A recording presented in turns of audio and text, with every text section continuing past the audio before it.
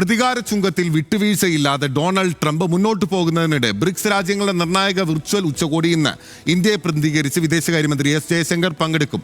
അമേരിക്കയുടെ അധിക തീരുവയെ പ്രതിരോധിക്കാനുള്ള മാർഗങ്ങൾ ചർച്ചയാകും. വിവരങ്ങളുമായി ഇന്റർനാഷണൽ ഡെസ്കിൽ നിന്ന് ആതിര സരസ്വത് നമുക്കൊപ്പം ചേരുകയാണ്. ആതിര, വളരെ പ്രധാനപ്പെട്ട ഒരു ഉച്ചകോടിയാണ്. നോക്കൂ, ബ്രിക്സിനെ ട്രംപ് എത്രത്തോളം പേടിക്കുന്നു എന്നുള്ളത് അദ്ദേഹം പ്രസിഡന്റ് ആകുന്നതിന് മുൻപും അതിനുശേഷവും നടത്തിയിട്ടുള്ള അദ്ദേഹത്തിന്റെ തന്നെ സമൂഹ മാധ്യമ പ്ലാറ്റ്ഫോമായിട്ടുള്ള ട്രൂത്ത് സോഷ്യലിലെ പരാമർശങ്ങളിലൂടെ വ്യക്തമായിട്ടുണ്ട്.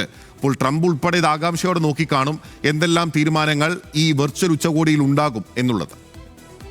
ബിനിൽ, ഇന്ന് ഒരു നിർണായക യോഗം തന്നെയാണ് ബ്രിക്സ് രാജ്യങ്ങൾ കൂടുന്നത്. വിർച്വലായിട്ടാണ് ഈ യോഗം ചേരുന്നത് എന്നുള്ളതാണ്. ബ്രസീലിയൻ പ്രസിഡന്റ് ലുലാ ഡാ സിൽവയാണ് ഇതിന് ആതിഥേയത്വം വഹിക്കുക. ഇന്ത്യയെ പ്രതിനിധീകരിക്കുന്നത് എസ് ജയശങ്കർ ആയിരിക്കും. വിദേശകാര്യമന്ത്രിയായിട്ടുള്ള എസ് ജയശങ്കർ ആയിരിക്കും ഇന്ത്യയെ പ്രതിനിധീകരിക്കുന്നത്. പ്രധാനമന്ത്രി നരേന്ദ്രമോദി ബ്രിക്സ് ഉച്ചകോടിയിൽ പങ്കെടുക്കുന്നില്ല.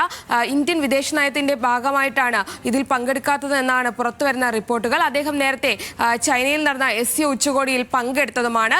ഇന്ത്യക്കൊപ്പം അമേരിക്ക 50% തീരുവ ചുമത്തുന്ന ഒരു രാജ്യമാണ് ബ്രസീൽ എന്നതും ശ്രദ്ധേയമാണ്.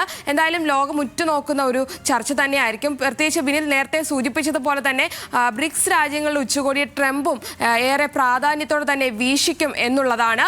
എന്തായാലും ഇതിൽ ചർച്ചയാകാൻ പോകുന്നത് അധിക തീരുവയുടെ പശ്ചാത്തലത്തിൽ അതിനെ എങ്ങനെയൊക്കെ നേരിടാം, ഇതിനെ എങ്ങനെയൊക്കെ പ്രതിരോധിക്കാം എന്ന തരത്തിലുള്ള ചർച്ചകളായിരിക്കും ഇതിൽ പ്രധാനമായും നടക്കുക എന്നാണ് അറിയാൻ കഴിയുന്നത്. പിന്നെ ബ്രിക്സ് രാജ്യങ്ങളുടെ ഒരു ബന്ധം എത്തരത്തിൽ ശക്തിപ്പെടുത്താം എന്ന തരത്തിലുള്ള ചർച്ചകളും ഇതിൽ നടക്കുമെന്നാണ് ഇപ്പോൾ പുറത്തു വരുന്ന റിപ്പോർട്ടുകൾ. മറ്റൊന്ന്, അമേരിക്കയുടെ ഈ തീരുവയെ സെലൻസ്കി പിന്തുണച്ചിട്ടുണ്ട് എന്നുള്ളതാണ്.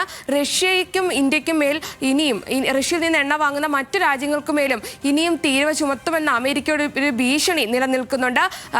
US ട്രഷറി സെക്രട്ടറിയായ സ്കോട്ട് ബെസന്റും ട്രംപും കഴിഞ്ഞ ദിവസം അത് ഊന്നി പറയുകയും ചെയ്യുന്നുണ്ടായിരുന്നു. ഈ സാഹചര്യത്തിൽ സെലൻസ്കി ഈ അമേരിക്കൻ തീരുവ നയത്തെ പിന്തുണച്ചിട്ടുള്ളതും ശ്രദ്ധേയമാണ് ബിനിൽ. ഓക്കെ, എന്തായാലും ആ നീക്കം ശ്രദ്ധേയമാണ്. അതിനേക്കാൾ ശ്രദ്ധേയമാകുന്നത് ബ്രിക്സ് രാജ്യങ്ങളുടെ കൂട്ടായ്മ കൂടുതൽ ശക്തിപ്പെടുന്നു അമേരിക്കയ്ക്കെതിരെ എന്നുള്ളതാണ്. ആതിര സരസ്വതാണ് വിവരങ്ങളുമായി നമുക്കൊപ്പം ചേർന്നത്.